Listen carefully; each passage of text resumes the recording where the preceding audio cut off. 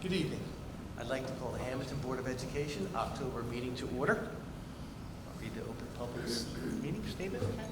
The New Jersey Open Public Meeting Law was enacted to ensure the right of the public to have advance notice of and to attend any meetings of public bodies at which their interests may be discussed or acted upon.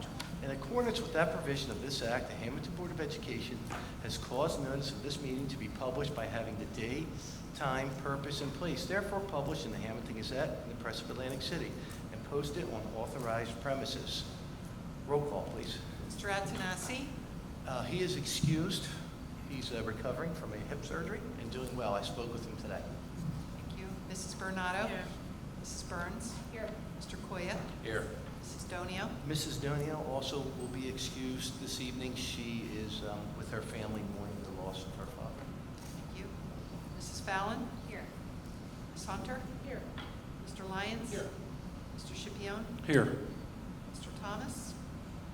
He's absent. He's absent. Mr. Mento? Here. Let us rise for the flag salute. I pledge Allegiance to the flag of the United States of America and to the republic for which it stands, one nation, under God, indivisible, with liberty and justice.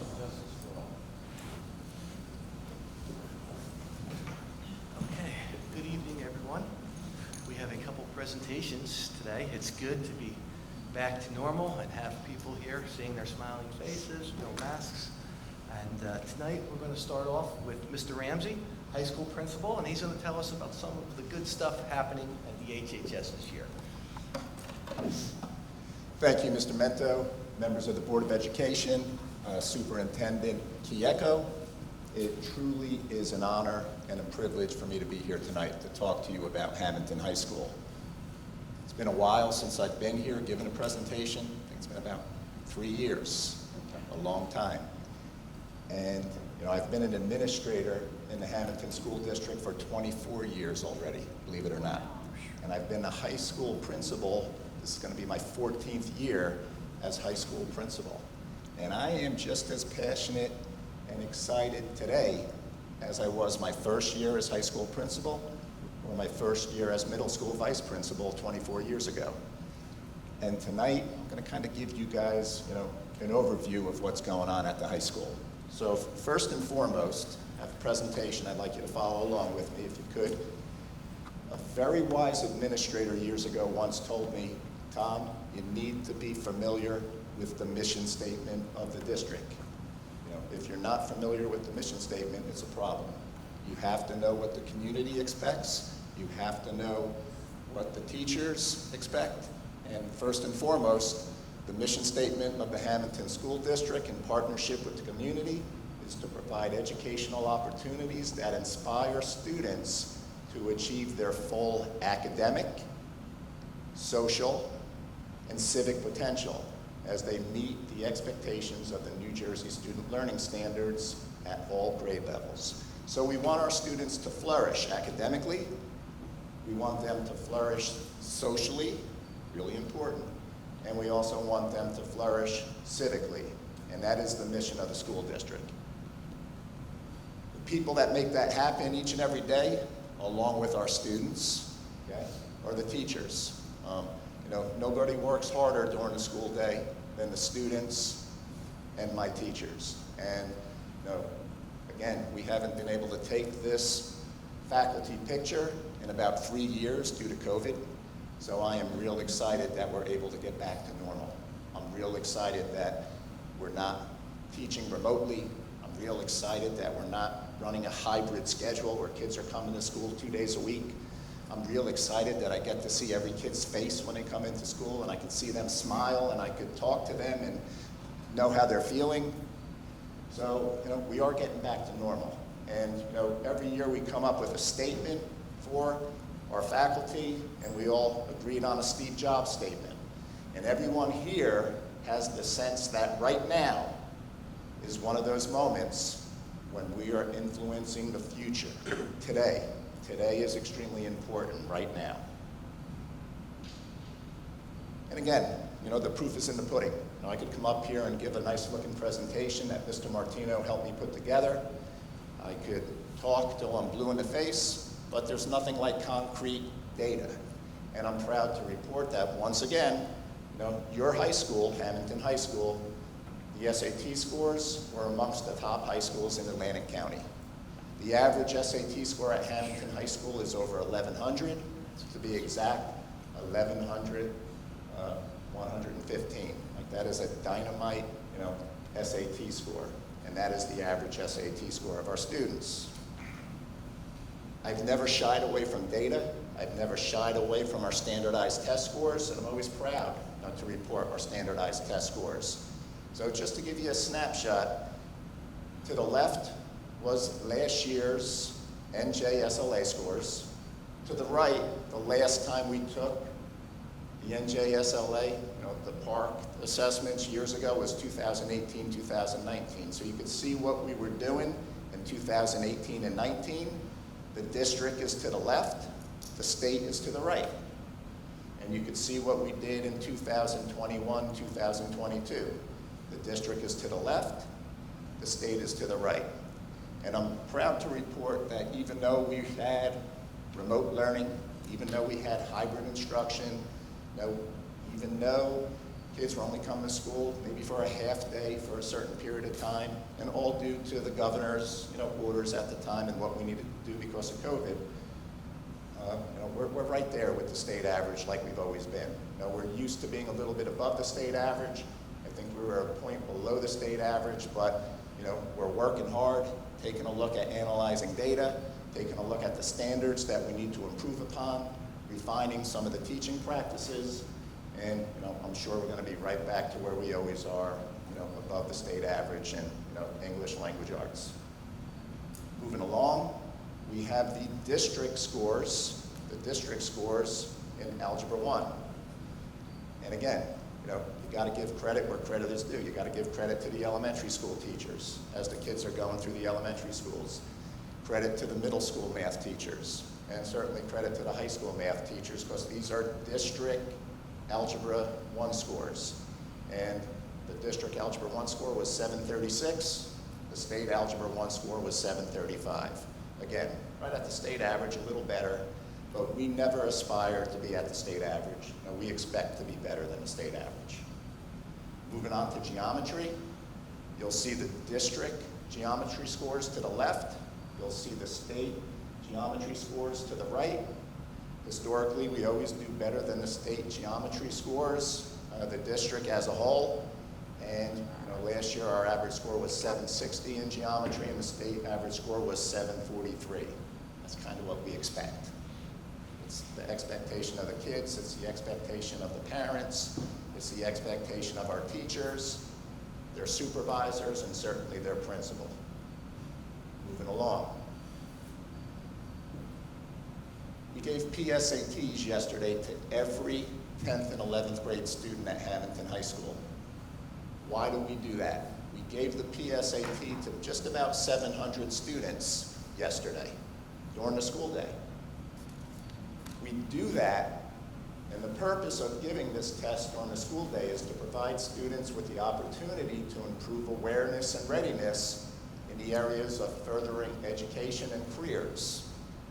When I was younger, and probably when a lot of the parents in the community were younger, the PSATs were given on a Saturday morning. And a lot of students didn't always show up to take the PSATs. Maybe 70% of your graduating class, maybe 80% of your graduating class, maybe 50% of your graduating class. Since we give it during the school day, we get 100% of the graduating class taking the PSAT, all the 10th graders, all the 11th graders. On the state report card, it certainly makes the district look very good, because as far as college and career readiness goes, that's what the state is looking for, and that's exactly what we do. The students will receive their scores in December, so they are eagerly awaiting their PSAT scores, and we'll get the results in December. Moving along, at Hammonton High School, I've been the principal, like I said, 13 years. We've always given benchmark assessments across the curriculum. It's nothing new. The thing that is new, though, is the technology that's being used. Okay? We utilize Linkit to give the benchmark assessments. We utilize IXL to give individualized remediation to students and specific skills that they have to improve upon. So benchmarks help teachers and schools determine student progress on specific topics, standards, and skills. Our language arts department completed benchmarks to collect baseline data to use for instruction. We did that the first couple of weeks of school. We gave these assessments.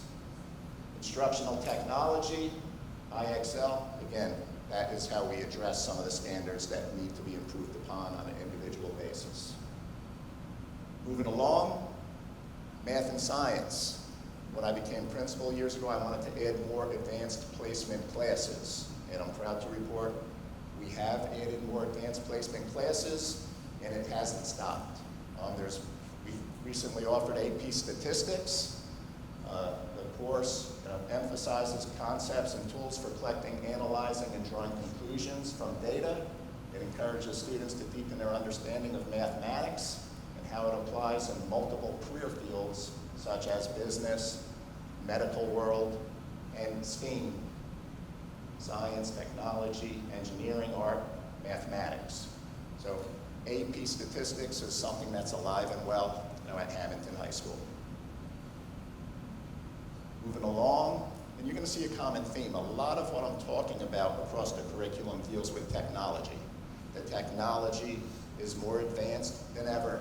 There's more technology being implemented across the curriculum. Obviously, we're a one-to-one school with every student that has a device. Everybody has a Chromebook. In social studies, Actively Learn is being used as a digital resource. This is a McGraw-Hill resource that empowers teachers to deepen students' comprehension with audio, video, and text in the areas of social studies.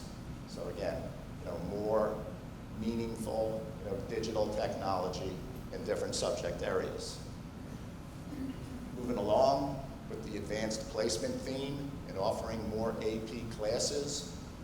Mr. Fisher and the world language teachers, the upper level Spanish teachers attended AP training over the summer to initiate the process of getting a 5th year AP Spanish course in place to accommodate students who have participated in the accelerated Spanish course at the middle school.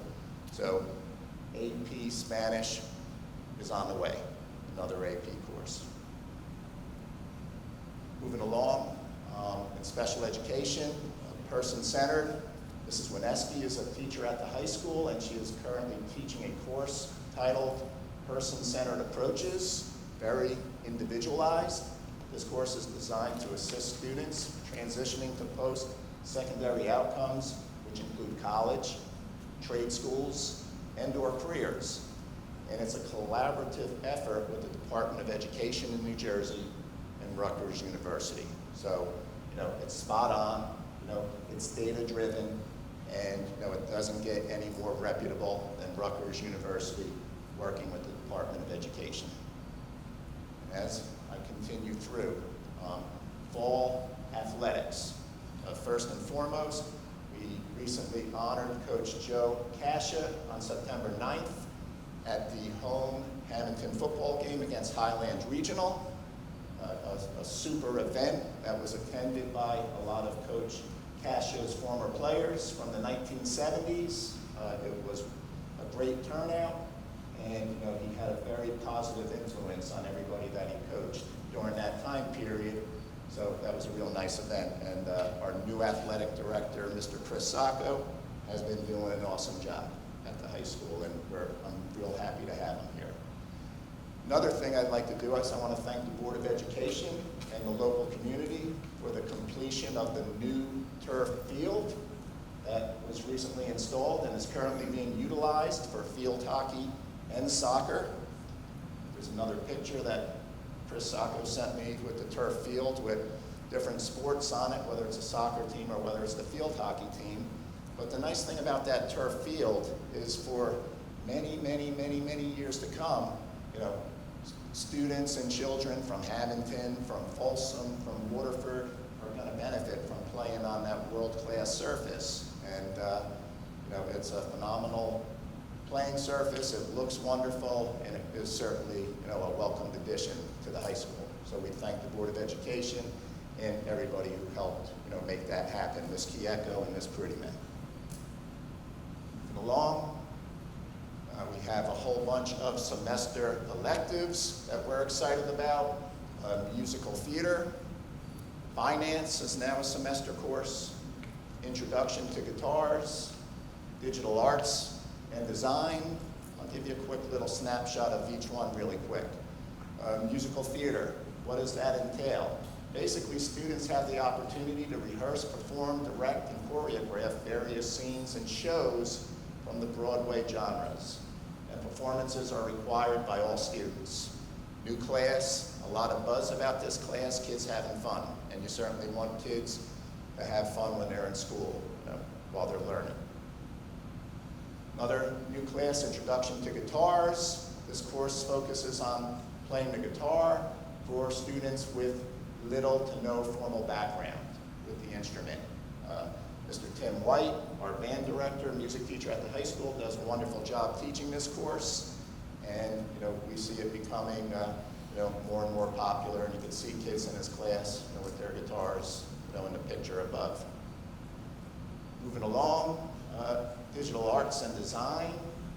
And basically students use image painting tools to put into practice the principles that they've learned while exploring career opportunities in the new digital society, whether it's being a graphic artist, different opportunities for students, but it's amazing. If you go and you observe any of those classes and you see the technology that they're using, it's second to none, and we're excited about these semester courses.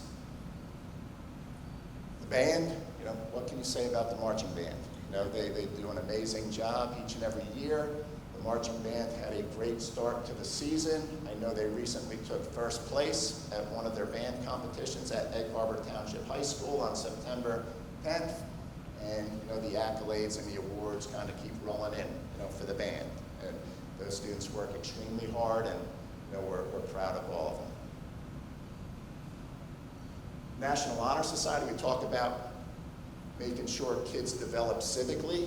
Well, the National Honor Society, they will be going to the ECEC in about a week or so to make sure that our most precious and our youngest children in the district, the pre-K students, are well aware of the dangers that lurk during Halloween, and even if it isn't Halloween.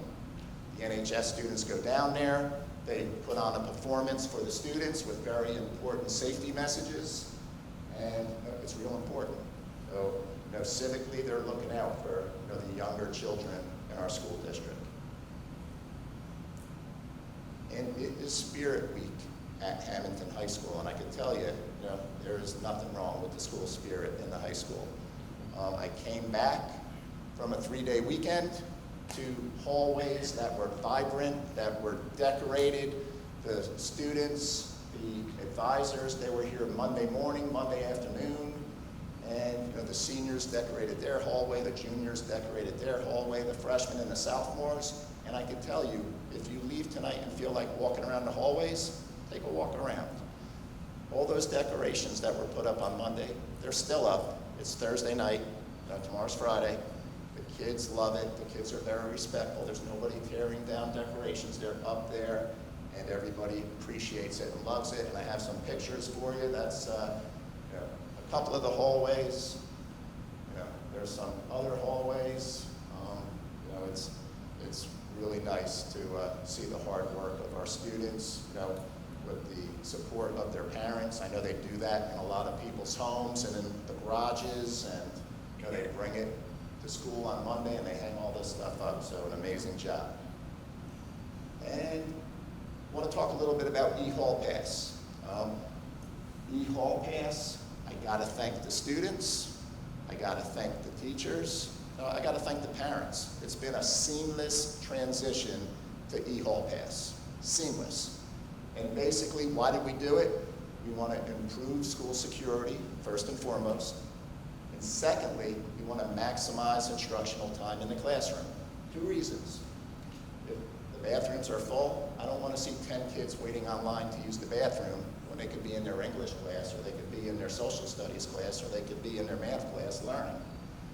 E-Hall Pass has it work. There's a short little 30-second video that you can see how easy it is. All right, here's how a student creates a pass to go to the bathroom in the classroom. So the student on the left is already open, so this student is already here opened up. This is what they look like. So you, as your day starts, you go to the virtual backpack. The right is the teacher, the left is the And you student. will go to the hall pass. Just give it a second, it'll just get into you.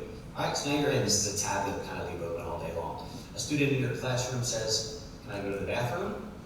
It's your classroom. You say, "Sure, go ahead, create a pass." So they will be creating a pass. They will choose a drop down from the departing from. They can just type your last name. They type Joseph, and I pop up.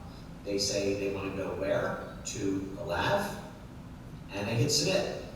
So here's your screen. Look at this empty down here. They hit submit. That's what it looks like on their end. You say approve, and off they go, and it turns green. They go to the bathroom. When they return, they walk back in the room. You say end. That's how easy it is. You know, in a world of COVID, in a world of, you know, not handling, you know, the same pen at the sign-in sheet at the bathroom, or, you know, not having a common pass that every kid brings into the urinal and they bring it back into the classroom and they bring it into the urinal and they bring it. This is the digital age, and, you know, much more sanitary, and again, improved security and maximizing the instructional time. And the last thing I got to thank Ms. Kieko for, bringing this NJ positive behavior supports in schools to the high school and the middle school. It's the second year of this endeavor. We knew during COVID, we knew when we were 100% remote and when we were hybrid, when kids were coming to school 2 days a week, that there had to be some type of learning loss, there had to be some type of social, you know, interaction that the students really weren't getting when they were at home. So we started this endeavor last year. We're in year 2 of positive behavior systems in schools, improving the climate, improving the environment, and you know, I know the kids are having a lot of fun with it. I know Dr. Ineski and Mr. Hinson have been doing a terrific job going down to the lunchroom, raffling off prizes on Fridays to students who have been doing exceedingly well. And I have to also thank the Hammonton Ed Foundation for their generous grant that they gave the high school to buy a lot of these incentives that they're raffling off to the kids. And the last thing I have is a short little, like 30-second video for you guys.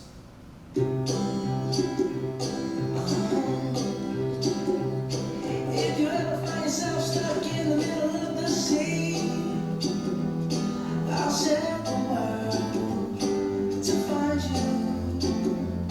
If you ever find yourself lost in the dark and you can't see, I'll be the light to guide you. Find out what we're made of when we are called to help our friends in need. You can count on me like 1, 2, 3, I'll be there. And I know when I need it, I can count on you like 4, 3, 2, and you'll be there. 'Cause that's what friends are supposed to do, oh yeah.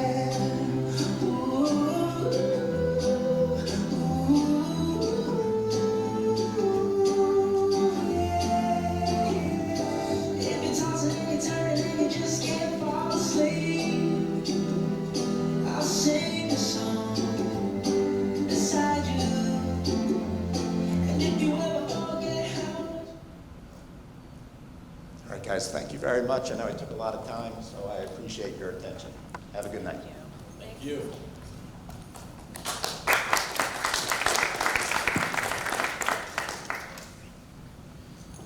Thank you, Mr. Ramsey. It's so nice to see all the wonderful things we have going on in our high school right now. Thank you for that presentation. Up next, we have our Assistant Superintendent, Ms. Tammy Leonard, with our annual HIB self-assessment under the Anti-Bullying Bill of Rights Act. And also, we will have Ms. Leonard give us the state assessment results from the spring 2022 administration.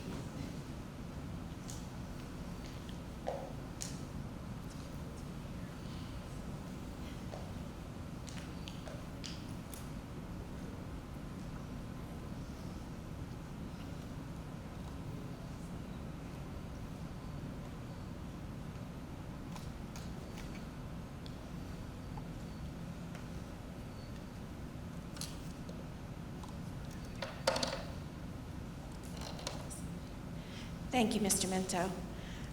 This evening I have 2 reports to share with you tonight. And the first one is about the spring 2022 state assessments. As Mr. Ramsey had mentioned, it's hard for us as educators at this point to believe that our schools closed on March 17th, 2020, and that students did not return to the schools in person until September 2020.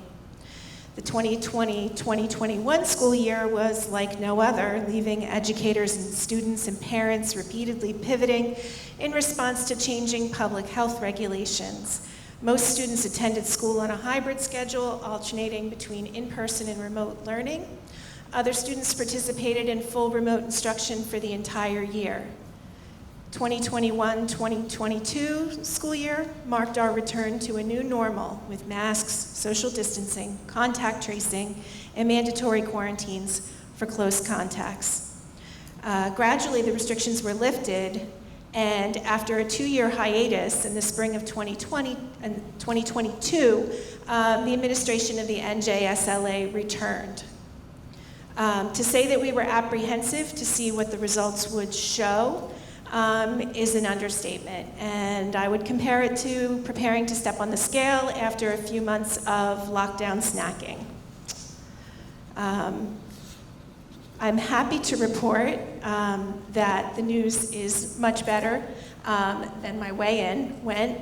And as Mr. Ramsey said, gave a preview of some of the information about the high school, we're going to look at results across the district. So the NJSLA, just to remind everyone, in 2022 was administered to ELA students in grades 3 through 9, and in math to students in grades 3 through 9, including students taking Algebra 1 and Geometry. The science assessment, which was updated in 2018-2019, was administered to students in grades 5, 8, and 11.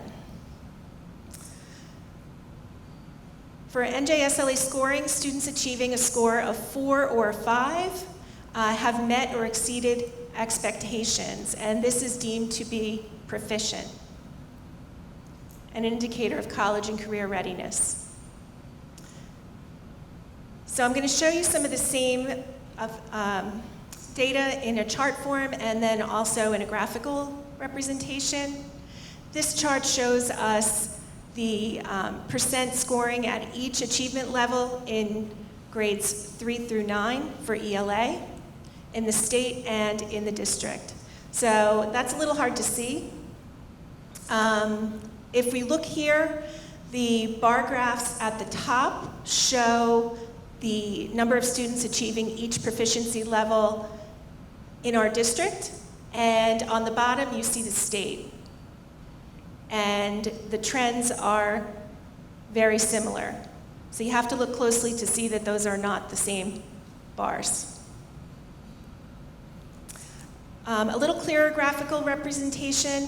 If we look at this, this shows ELA percent proficient district and state. So Hammonton scores are shown in blue, and the state is shown in red. And in ELA, we can see that we are surpassing the state in grades 3, 6, 7, and 9. When we look at the scores for all grades with the percent proficient, the district was 48% and the state with 49%. Very close. We also look for district accountability at grades by subgroup, and in this case, the subgroups are the programs. So starting from the left, those are free and reduced lunch program students, students with 504 plans, English language learners, special education, and then general education students. What we do see is that our English language learners and our special ed students continue to have the greatest difficulty with these tests. We also look at the data broken down by racial subgroups.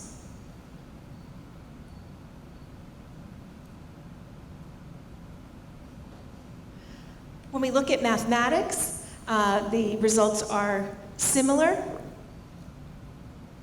showing the percent proficient at each, percent scoring at each achievement level, in each grade level, for the district and the state.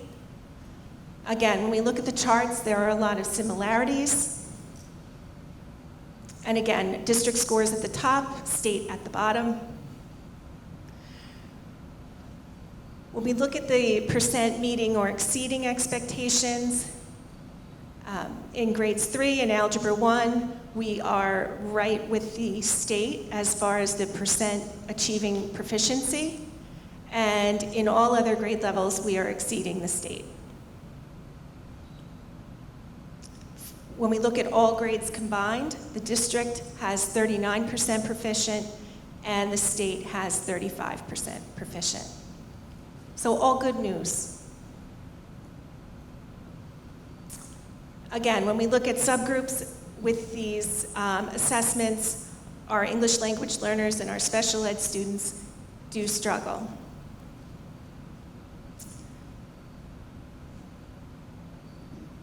And when we look, these are broken down by racial subgroups.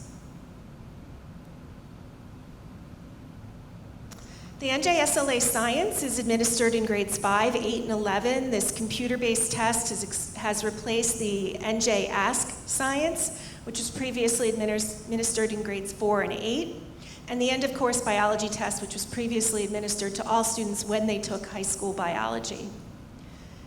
The new NJSLA Science for grade 11 assesses all 9 through 12 science standards for physical science, life science, earth and space science, and the engineering and design practices. The NJSLA Science is not a graduation requirement at this time, and it has 4 achievement levels: advanced, proficient, limited, and minimal.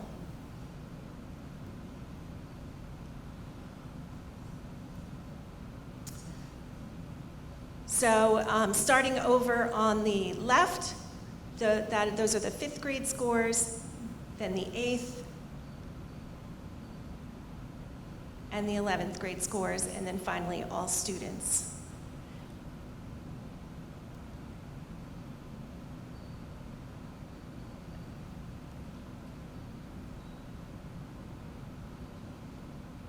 And again, this is a relatively new test. It was administered we were provided scores. It became operational in 1819. So this represents the 2nd time that we're getting scores for this test.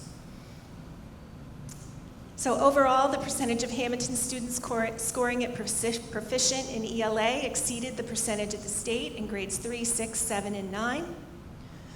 Across all grades, 48% of students tested were proficient, compared with 49% tested statewide. Math, Hammonton students scoring at a proficient level in math matched the state in grade 3 in Algebra 1 and outperformed the state in grades 4 through 8 and geometry. Across all grades, 39% of district students tested were proficient, compared with 35% of students tested statewide. Given the unprecedented events of the last 3 years, the administration is excited to see these results. The data provides evidence of the tremendous efforts of our teachers, students, parents, and administrators, and other school staff during the COVID-19 pandemic. And now, with a much more normal school year ahead of us, we are confident that we will continue to see growth and improvement.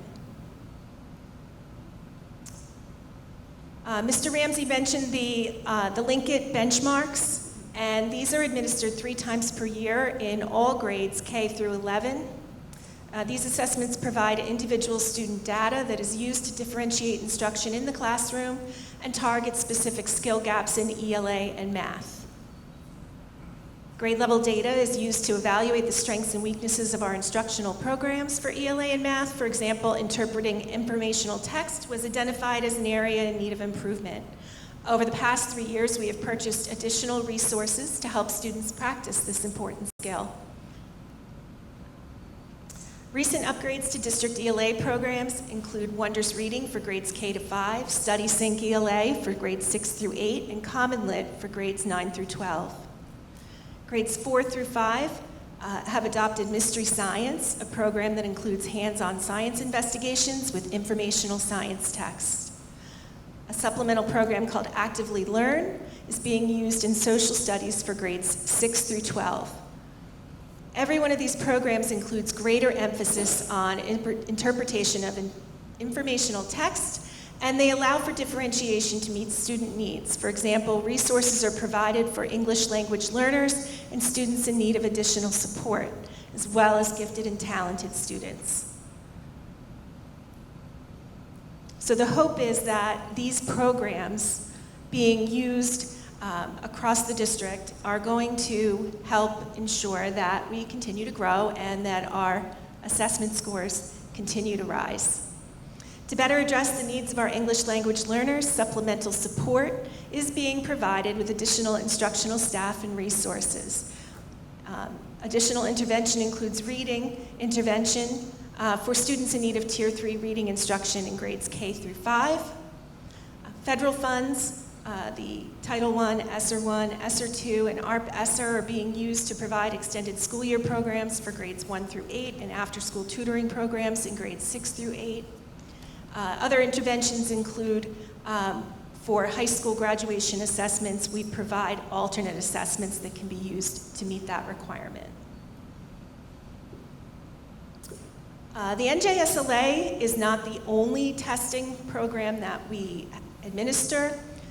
The Access for English Language Learners is an additional test that is administered for our English language learners, and it is designed to measure English language proficiency. Access measures oral language,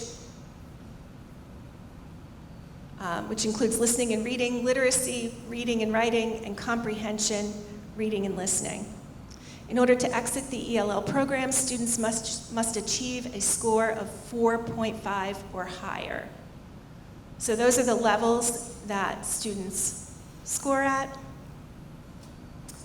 Because English language learners enter our district at different grade levels and coming with different levels of English language proficiency, it's difficult to look at the data and say that students at a particular grade level should be scoring or increasing, and really the value of it is in the examination of individual student growth and how they progress in their English language. So it's possible that a student could be coming in at 9th grade with less English proficiency than a student in kindergarten.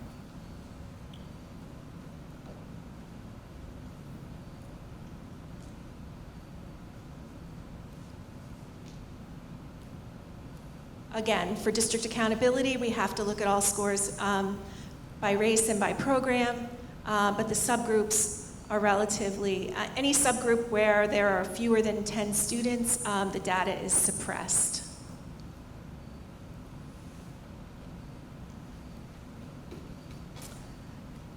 The last test that I'm going to talk about tonight are the dynamic learning maps. These assessments, this is an adaptive assessment that's given to students with significant cognitive disabilities in lieu of the NJSLA. The students who are assessed in this manner are engaged throughout the year in alternative curricula. Less than 1% of Hammonton students are eligible to take the DLM, and most of these students attend out-of-district placements. Because the subgroup cohorts contain less than 10 students, results cannot be shared in order to protect student privacy.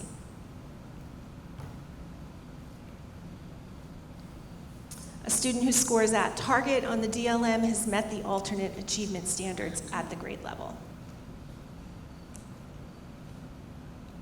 So again, all of these subgroups where you see asterisks, those are where there are not enough students for us to share data.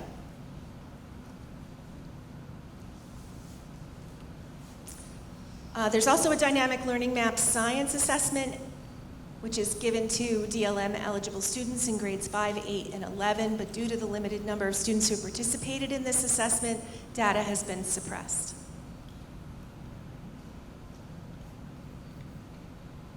That concludes my testing presentation. I have one more required, very short, 4 slides, I promise.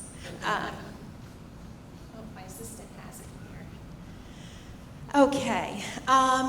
Every year, the School safety team in each school uses a self-evaluation rubric to rate the efforts to ensure a positive school climate and investigate allegations of harassment, intimidation, and bullying. Ratings are assigned by the safety team for HIB prevention programs, trainings, curriculum, anti-bullying personnel, and procedures for HIB reporting and investigation. The maximum possible score that a school can receive is 78.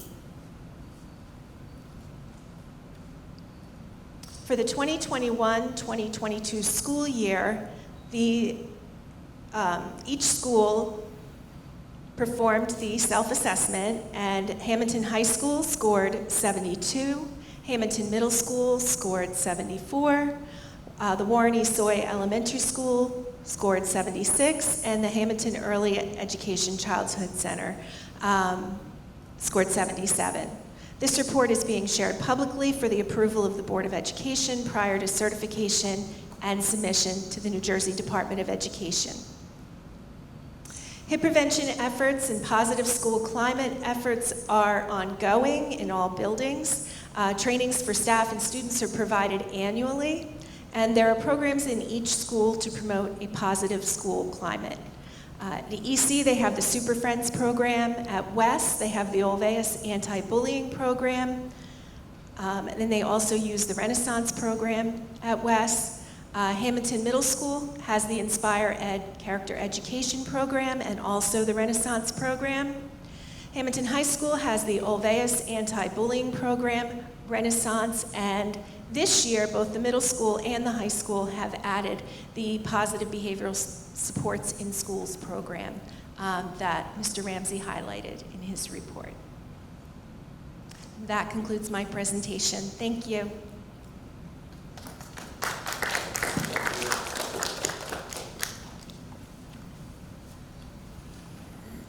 Thank you very much, Ms. Leonard, for that very thorough, short report. Okay. Again, good evening, everyone. I know that those were some long presentations, but I assure you the business end of this meeting is going to move a little bit faster. We're going to start now with the superintendent's report. Thank you, Mr. Mento. I'd first like to thank the parents that participated in our in-person back-to-school nights this year. It was nice to see our schools filled with visitors once again.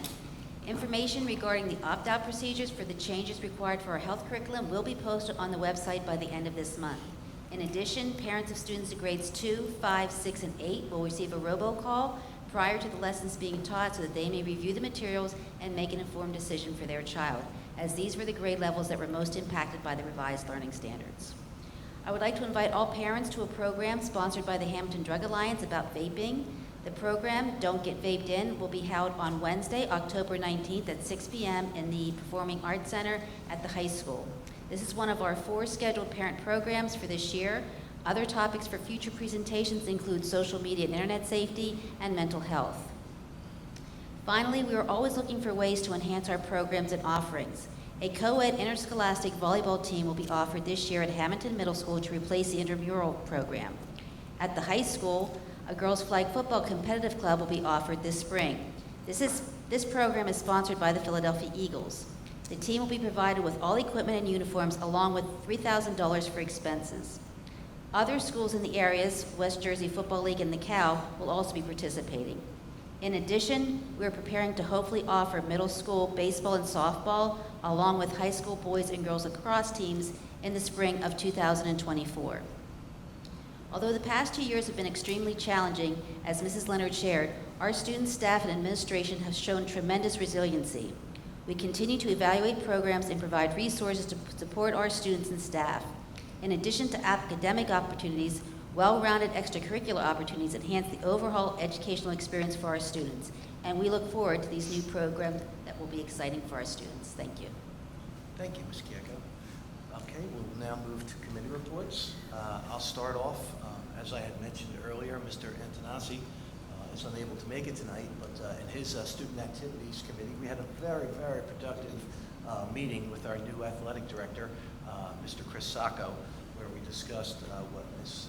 Gecko had just mentioned about the girls' intramural flag football and all the other good things happening in the middle school.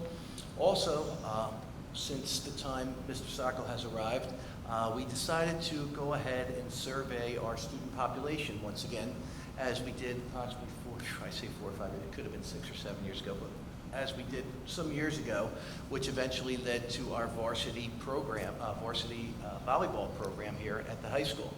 That was what the students had selected as something that they would like to see at our school. So when the money was appropriated, we went to finance and we were able to fund that sport. This last survey showed that there is a very large interest here in our high school, particularly with the girls, for lacrosse. So what does that mean? It's absolutely now the recommendation that from the Student Activity Committee that we would like to look into starting both boys and girls lacrosse. We're very fortunate to have a new world-class facility field out there, a turf field, where that can very easily be used for a lacrosse program, both boys and girls, being an artificial surface. It will not wear out. And what we will do now in the upcoming months and how we would proceed, I don't want to step on Mr. Lyons' report from finance, is next year when our money comes out in February, as we sit down together as a board collectively, as you know, 95% of our money here is reoccurring costs. There is very, very little expenditure here that we can just choose to spend. I mean, Ms. Prettyman runs a pretty tight ship, and if we're not using it for a reoccurring cost, we're putting it back into a surplus. So that's been the mentality here, and that's a good thing. That's a good thing. But we have a very healthy surplus right now, and we look forward to getting our numbers from the state, and if things continue to go in the right direction, as you all might be aware of, the last couple of years we were able to increase programs, both educational and athletics, as Mr. Ramsey had mentioned, all at the same time lowering the local tax rate. So that's something I'm very proud of, and I think it's a very great accomplishment of this board and the finance committee, along with our business administrator. So that's what happened in our student activities committee. Putting on my buildings and grounds hat, the committee that I chair, we had a very lengthy meeting, and a lot of this we discussed moving forward with a potential long-term lease of what I call the old middle school, or the current St. Joe Academy School on Central Avenue. So in order to do any type of long-term bid, we would have to go out, a long-term lease, we would have to go out to bid. Unlike William T. Capel Field, where we were able to just enter into a shared service agreement with the town, being that we're going to outside entities. They're not a town entity, but they are a tax-exempt entity. We are going to go out for a long-term bid, and I just want to interrupt, just so the record's clear. It's not a long-term lease. okay. It's a lease subject to certain terms that are prescribed by law, but with the opportunity for there to be renewal of that lease. Yes. So that's it. A That's continual probably renewal of a 5 Well, that's years, probably yes. the better way to characterize it. Gotcha. It's still going to be a same term, but it will have the opportunity for a number of renewals to it. Okay, so we're going to task our solicitor with putting that together, obviously, and that's going to go out to bid in the near future. And if everything remains equal, we look to continue our working relationship with St. Joe Academy. We also have a meeting with the town. I'm sure people have read, or it's been reported in the newspaper, and I'm sure people are talking about it on social media. There has been some problems with the work going on over there at the School Lane, where there's been some backup of water or storm water, and we're going to meet with the town and the town engineer tomorrow, the Buildings and Ground Committee, to get to the bottom of what's really happening over there. And ultimately, the way we see it was this building had been functioning for years and years and years. Now there is a large infrastructure project happening just outside its doors, and suddenly we're having a water problem backing up and septic. So we're going to get to the bottom of this in the next couple days, and we hope to have this problem remediated in the very near future. I believe that concludes my report for now, and we will continue with the rest of the board members. And now I'm going to start to my left with Mrs. Bernata from Safety. Go ahead, you can lead us off tonight. Okay, good evening, everyone. A safety committee meeting did not take place, but I wanted to announce that our SLEO is working out very well at the ECEC and the West building. We talked a little bit, this doesn't have to do with safety, but I just have a couple things I wanted to say. We just talked about financing in February. My belief is when we know where we stand as far as finances, I think we need to look at the expenditures that will help to keep our employees in our district. If you look at our agendas every month, we have several people who resign. And this month there were 6, including teachers, custodians, aides, and food workers. And I think what we need to do is come up with some type of incentive, find out why so many people are leaving our district, and maybe work with that and come up with a solution. So I think that's something that will, in the long run, help our district. I was very interested in the reports, and I think you hear it all the time about the great concern of students losing so much education during the COVID pandemic, and they're just not going to make it up. Well, you heard tonight, that's not happening here at Hammonton High School, and we're so very proud of that. And a shout out to our administration, our teachers, and staff with their dedication in educating our students. So hats off to them. And I just want to, all of the sports are doing so well, and they're achieving great accomplishments. But I do want to give a shout out, to the girls field hockey team. This year they beat Ocean City for the first time, and I'm sorry. It's all right. I'm prejudiced. I know. It was such a great game, and they beat Ocean City, and I don't even know how many years. I remember when my other granddaughter was a senior, they beat Williamsville. 20 years. Team. 20 years. 20 years. It was such an exciting game. And tonight I had to leave, but the boys, I'll let you talk about it. Okay. But anyway, so congratulations to all of them. Everyone is doing so well. Congratulations to the students' dedication, the coaches, and especially to the students who don't always get out on the playing field, but they're part of the team, they're part of the camaraderie, and, good for them. I spoke to Danielle after the last meeting, and I asked her if she would just give us a little synopsis of what the National Honor Society is doing. You are the president of the National Honor Society. I am the president of Student Council. I'm the VP of NHS, though. So. Okay. Well, whatever it is that's going on that you know about, I mean, we talked about decorating the whole, it's so much fun. And it's really a lot of fun for the students that get involved. If you could just, some of the things that are coming up that you're doing, problem. if you wouldn't, I don't want to put you on the spot. No, you're good. Okay. Hallways, I think it was admirable how much work the kids put in. As a senior, we put in 20 hours just this past weekend at our president's house, which was crazy. I think homecoming week is really exciting for everyone. Our spirit's been really high, and the dance, we're projected to sell 800 tickets, which is insane, and it's more than half of our school. And a lot of out-of-school guests come, obviously in district, which is also exciting, get more people involved. That's our first indoor dance in 3 years, and I'm a senior, so I experienced it my freshman year, but none of the juniors, sophomores, or freshmen have. And I personally am so excited just to have them experience that version of high school in comparison to what they've been through with COVID. And I just think everything, for lack of a better word, the vibes have been so much higher in the hallways. Everyone's more excited to be here. I feel like the majority of kids rather be present in school than absent, which is a huge change since COVID, because I know a lot of kids spent most of their time at home than not. And I just think it's great. I think everyone's more excited to be in school, and I'm excited for what NHS and Student Council has planned for the rest of the year. Thank you. I hope your enthusiasm just, thank you. And I also wanted to say sympathy to the bus driver. I don't want to, Francis, how do you say her last name? Yes, who passed away. So condolences to her family. She was a bus driver here for 5 years. I'm very sorry to hear about her passing. That's all I have. Thank you. Thank you, Ms. Fallon, our solar chair. Solar. Please. We had a solar committee meeting on September 14th, and we discussed the solar project finishing up and installing some evergreen trees around the fence on the front lawn of the high school here. Actually, Mr. Koya joined us.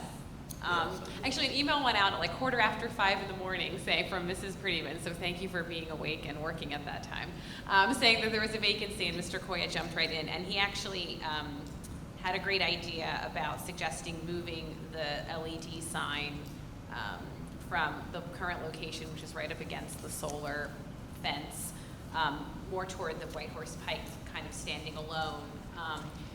We had discussed there is money from the solar company for this purpose, for the purpose of landscaping, and what the number that we have should cover trees, moving the sign. So I think we can accomplish this, and I'd like to move forward with it. I'd love to have trees planted by prom, if that could be the ultimate deadline. I know that evergreen trees, because I did a little research, are best actually do very well if they're planted in the late fall. I don't know if that's possible, but I'd love to get it started and kind of, move forward with that and kind of button all of that up. That's it from solar.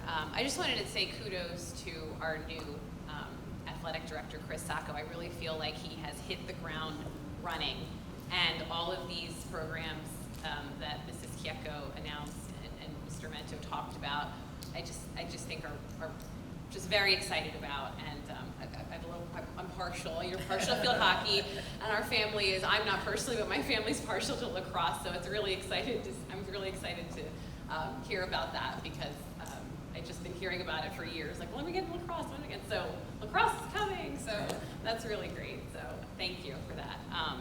That's it. Fantastic. Okay, Mr. Koya. Yeah, just to piggyback off of Ms. Fallon, I'd like to thank our new athletic director as well, Mr. Sacco. He's doing a phenomenal job. They again touched on all the new activities and sports he's doing. It's just great for the kids, and that's all I have for today. Thank you. Mrs. Burns, from our curriculum committee, please.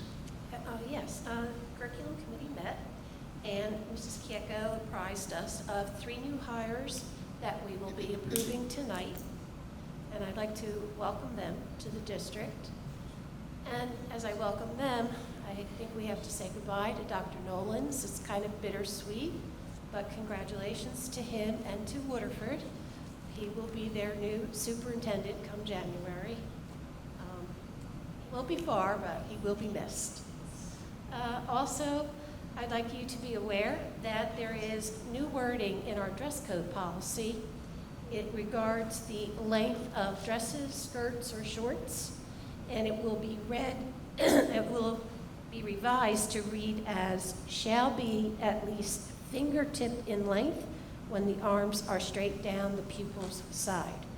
That recognizes the different height and proportions of the human body on different individuals. That should be more realistic to obtain. Also, I would like to personally give a shout out to our child study team and the inclusion teachers in the West and EC buildings. I recently met a mom who moved here several years ago, and she has 2 youngsters in those buildings using the services of those departments, and she was raving about the dedication and the level of professionalism that had been given to her children. And she just can't say enough good words about our fine personnel. So it was positive feedback that we always like to hear. And thank you. Thank you. Thank you. And it's nice to hear some positive feedback. Often, Yeah. we dwell on the few things that might not be perfect, but it's really great to hear the positive stuff. Thank you for that thorough report. Now we'll go to Mr. Scipione, Community Relations, please. Yes. Hello? All right. It's the first time I ever shut that off. Before I get started, as Ms. Bernardo said, I want to give my condolences to the family of Francis Bisignano, the bus driver. She got to be very close with my mother, and she would come to our family functions, and I promised I was going to get her an aide, because my mother, would say she needs help. If your mother said it. Yes. So, and also to the family of Kelly Donio and her family are in our thoughts. Miss Donio lost her father this week, so my condolences go out to their family, as all the board members. Our fall sports teams are having a great season. Boys soccer has been selected to participate in the South Jersey Coaches Cup, which is actually beginning tomorrow, and we are currently seated number 2 in power points in Group 3. But we did learn tonight that with 16 seconds left, our soccer team lost the conference championship to Egg Harbor Township. But they're still having a great season, and it was a pretty heated game from what I could gather, so I guess we'll get more info in the newspapers. Football clinched the West Jersey Football League Memorial Division title and is in great position to get multiple home playoff games. Field hockey, as Mrs. Bernardo mentioned, beat Ocean City for the first time in the last 20 years. And I know Facebook was buzzing the night that they won. They're currently number 2 in power points in Group 3, so they are having a great season. In cross country, Natalie Claus has run one of the top 10 times in school history on almost every course she's run on this year. And she has the second fastest time in school history at Dream Park. So congratulations to her. On October 19th, our high school chorus will participate in a music festival at Rowan University. This week we celebrate Hammonton High School homecoming with hallway trick-or-treating on Friday beginning at 4:30, followed by the football game against Delsey, who's ranked number 1, by the way. It's going to be a great game at 6 Tough team for 6 homecoming. p.m., yes. The homecoming dance will be held on Saturday from 7 p.m. to 10 p.m. in the gym. The Hammonton Home and School Association will be holding their first meeting of the school year on Wednesday, October 19th at 7 o'clock in the middle school library. I also just found out that our Hammonton band won first place for the second time at Williamstown High School, so congratulations to our band, who could be heard outside in the rain practicing. Nothing stops them. And finally, our annual Halloween parade will be held at the elementary schools on October 31st, beginning at 1:45 p.m. And that should and does conclude my report. Thank you, Thank Mr. you. Scipione. Once again, a very thorough Oh, yes, report. very thorough. We will now move to Mr. Lyons from Finance. Thank you. Before I begin the finance report, I'd like to wish Mr. Scipione a happy birthday. He's away from his family tonight to be here with us. He turned 39 today, so Yes. congratulations. Thank you. Happy to see him. Talk a little bit about what's going on in finance. So the Finance Committee met earlier this week. There's a number of items both on the regular agenda and the addendum that relate to finance. You'll see on there some reserve withdrawals. We have a capital reserve here where we save money for capital expenditures. This month we'll be using money for 3 different things: electrical upgrades to one of our storage buildings out on the White Horse Pike, a ADA accessible ramp at the middle school, and a replacement of some hot water tanks in the middle school. Again, things that we plan for that are mostly routine but in the background and do add up to be significantly expensive. Talk a little bit about some of the things about programs, and most of the board members have talked about the addition of boys and girls lacrosse and some of the other things we're doing. Mr. Ramsey talked about AP Spanish. We're talking about a lot of offerings both in athletics and academics. All those take money, and this board has done an excellent job over the last several years enhancing programs and keeping Hammonton affordable as best we can. We reviewed the surpluses in all of our accounts at the finance meeting earlier this week. Right now, we're at about a little over $10.5 million in surplus, which for a school like ours is right where we want to be. Each year our costs go up. Our health insurance costs are going to go up double digits this year, as is the same in industry and everywhere else. So we'll be well positioned to deal with those with the business administrator and her team. But it's great to see all these new programs. It's really exciting, but again, all of it takes money. The last thing I'll report on is the turf field obviously is being well utilized. The field hockey team and the stick chicks and the soccer team here, boys soccer here at the high school. In the coming months, we'll be working to award a contract for lights, as has been the plan when we initially decided we would do turf fields and had that project designed. So you can anticipate the board taking action to go out to bid and then award for lighting on that field, which will really give us an opportunity as we bring on lacrosse and some other alternatives in the community to have more people use it, because it's here and it can be used frequently and we want to encourage that. So, that's my report for this evening from finance. Thank you. And so the public is aware, this board did have the foresight to lay in the infrastructure prior to the field going in. So we're really 30% completed towards lights. It's almost just a matter now of installing the poles with the candle watt power that would be able to produce enough light for a varsity sport or varsity high school sport. Thank you, Mr. Lyons. We have Roe Hunter from Waterford, please. Our Waterford meeting is actually next week. We Okay. did have a special meeting 2 weeks ago to approve hiring Mr. Nolan. All right. Thank you. Okay. Congratulations on that. I think it's going to be a fantastic I fit. think it'll be a great fit. You know, he seems like he's going to be a great fit, great guy. So That's great. And I just look forward to our continued working relationship and even making it stronger in the future. absolutely. Thank you. Absolutely. Thank you very much. Okay, and we have our student rep this evening. I know you already spoke, but if you have a little more of a report, now's your opportunity.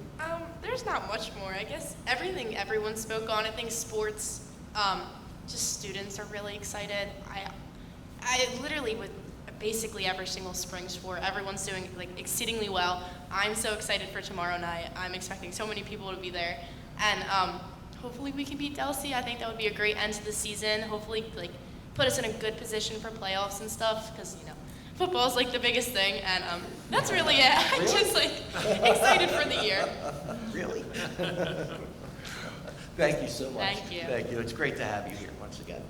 Okay, we will now open it up to the public comment. This is the first of 2 opportunities for anyone wishing to be heard. Now you can come before the board.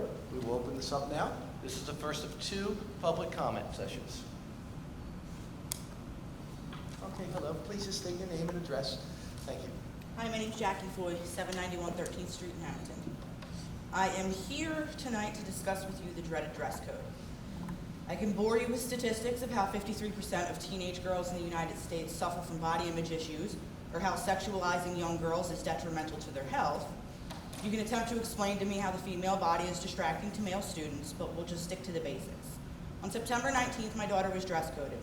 No big deal, right? Wrong. As I picked her up, I watched another student sign in late with her entire midriff hanging out. You would think she would be dress coded. She wasn't. It raises the question, is the district following the dress code for every student? Turns out you're not. Just ask Robin Kecko. She admitted to picking and choosing who gets dress coded. Apparently, the elementary school doesn't have a dress code, and cheerleading uniforms can't be regulated because it's a separate organization. Confused? Me too. I was told it's impossible to see every student that violates dress code. What are you supposed to do? Put a teacher at the entrance and watch every student enter the building? Those are Ms. Kecko's words, not mine. What you can do is look at every student, males included, during the flag salute. It's done every morning. Until you as a school board do better at having your own rules followed, I will not be enforcing the dress code for my children. You cannot pick and choose who you want to dress code. You either follow it for every student or you don't follow it at all.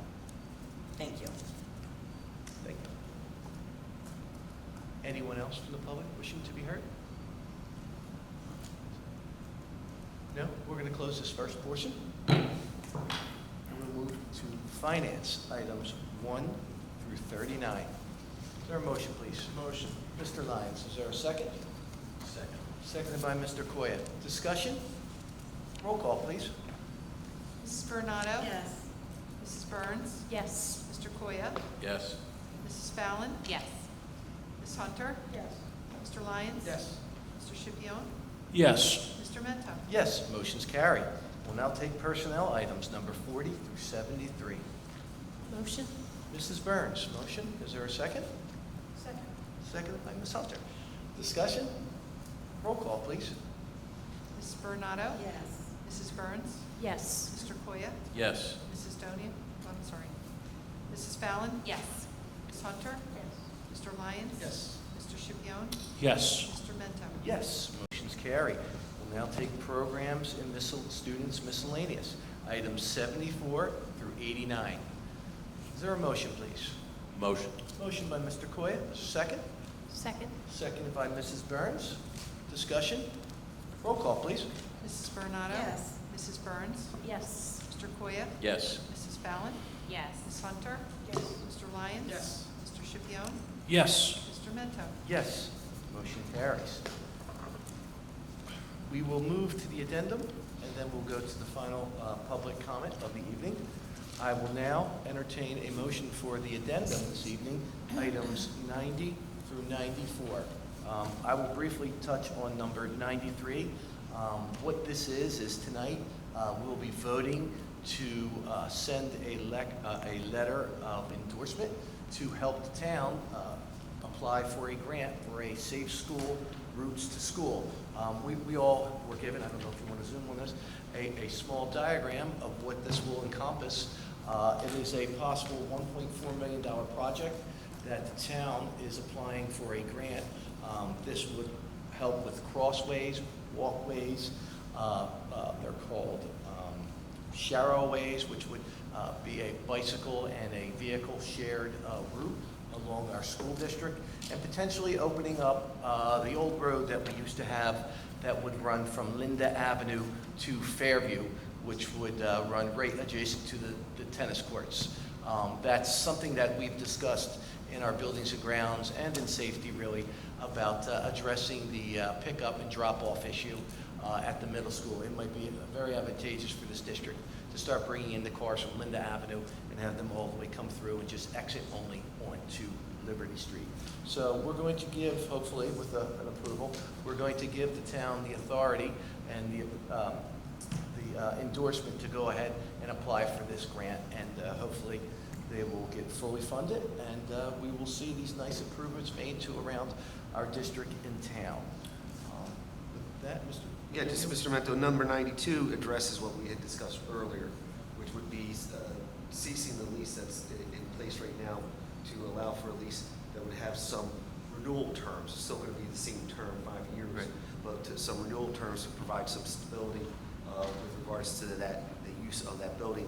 One of the most important things for a school district is generally not to have vacant buildings. Vacant buildings are not only disfavored by the Commissioner of Education, they are very difficult to insure, they're very difficult to manage, and they are things that cause a lot of headaches in many of the districts that I represent. One of the most important things you can do is if you're not utilizing space and you have determined that it's not necessary for school use, that if you can find a stable tenant, that's really just a very important thing for a school district to have. So that resolution is on here tonight as well. Thank you. Thank you. Okay. Is there any other questions or anything on the addendum?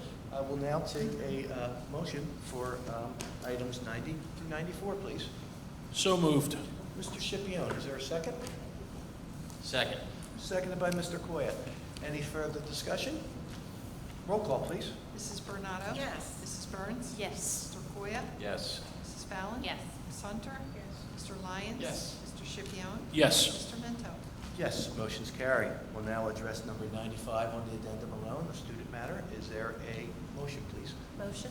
Mrs. Burns, is there a second? Second. Seconded by Mr. Schipion. Discussion? Roll call, please. Mrs. Bernardo? Yes. Mrs. Burns? Yes. Mr. Koya? Yes. Mrs. Fallon? Yes. Ms. Hunter? Yes. Mr. Lyons? Yes. Mr. Schipion? Yes. Mr. Mento? Yes. Motion passes. And with that, I will entertain the final, we will have one more opportunity for the public. Anyone wishing to be heard? This is the second portion of public comment. Anyone wishing to be heard to come before the board? Not many people here, so we're going to go ahead and close that second portion of public comment. And I will entertain a motion to adjourn, please. Motion. Mr. Koya, is there a second? All in favor, signify by aye. Aye. Aye. Meeting adjourned. Thank you, and good night, Hammonton.